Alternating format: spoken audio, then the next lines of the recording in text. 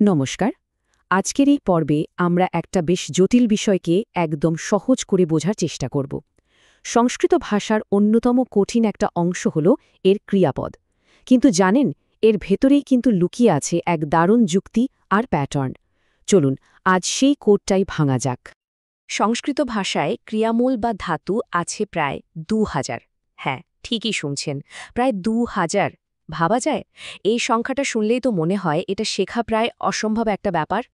তো প্রশ্নটা খুবই স্বাভাবিক যে এতগুলো মনে রাখা কি আদৌ সম্ভব। কিন্তু আসল কথাটা হলো, সবগুলো আলাদা আলাদা করে মুখস্থ করার কোনো দরকারই নেই।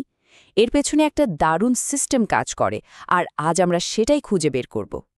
তাহলে চলুন এই চ্যালেঞ্জের গভীরে যাওয়া যাক, কারণ এর চমৎকার সমাধানটা জানার আগে আমাদের বুঝতে হবে যে সমস্যাটা ঠিক কোথায় আর কেনই বা এটা এত কঠিন মনে হয়। মানে সংস্কৃতে যদি দক্ষ হতেই হয়, তাহলে এই ধাতুরূপ জিনিসটা বুঝতেই হবে। সোজা কথায় একটা মূল ক্রিয়া মানে ধাতু বিভিন্ন কাল, পুরুষ বা বচন অনুযায়ী কত রকম চেহারা নিতে পারে, সেটাই হলো ধাতুরূপ। এই ক্রিয়াপদগুলো মোটে তরপরে দুটো ভাগে ভাগ করা যায়, পরস্মৈপদী আর আত্মনেপদী। এটা নির্ভর করে ক্রিয়ার ফলটা কে পাচ্ছে তার ওপর। তবে আমাদের আজকের ফোকাস থাকবে পরস্মৈপদীর ওপর, কারণ এটাই সবচেয়ে বেশি ব্যবহার হয়। সংস্কৃতি তো মোট 10টা লকার বা কাল আছে, কিন্তু ঘাবড়ানোর কিছু নেই। শেখার সুবিধার জন্য আমরা ফোকাস করব সবচেয়ে জরুরি এই 5টার ওপর। আমাদের আজকের আলোচনার ভিত্তিও এই 5টি। আচ্ছা, তো আমরা মূল পার্টসগুলো জেনে গেলাম, কিন্তু আসল মজাটা তো এগুলোকে মুখস্থ করায় না, বরং এটা আবিষ্কার করায় যে এই সব কিছুই একটা দারুণ প্রেডিক্টেবল স্ট্রাকচার মেনে চলে। এই পুরো সিস্টেমটার ভিত্তি হল এইরকম একটা সহজ 3x3 ছক। একদিকে আছে 3টে পুরুষ আর অন্যদিকে 3টে বচন। এই ছকটাই হলো আমাদের খেলার মাঠ। আর এখানেই আসল রহস্যটা। হাজার হাজার শব্দ মুখস্থ করার কোনো দরকারই নেই। আসল কাজ হল শুধু দুটো ছোট চিহ্ন, একটা হলো বিসর্গ আর অন্যটা হলন্ত। এগুলো ঠিক কোথায় বসবে সেটা বোঝা। আর এই চিহ্নগুলো মনে রাখার জন্যই আছে একটা দারুণ ভিজুয়াল চিট কোড। এটাই হলো আজকের আলোচনার মূল আকর্ষণ, যা পুরো ব্যাপারটাকে একদম সহজ করে দেবে। দেখুন, বর্তমান আর ভবিষ্যৎকালের জন্য বিসর্গ চিহ্নগুলো সবসময় এই ছকের উপর একটা ইংরেজি এল অক্ষরের মতো শেপ তৈরি করে। ব্যাস, শুধু এই প্যাটার্নটা মনে রাখলেই চলবে। আর অতীতকাল আর সম্ভাব্যতাভাবের জন্য সেটারও একটা প্যাটার্ন আছে। এবার একটা ত্রিভুজের মতো।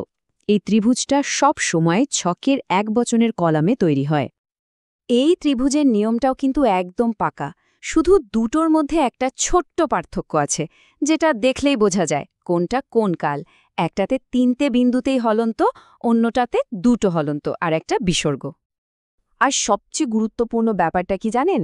এই যে এল বা ত্রিভুজ, এই শেপগুলোর বাইরে কোনো ঘরে কখনোই কোনো চিহ্ন বসবে না।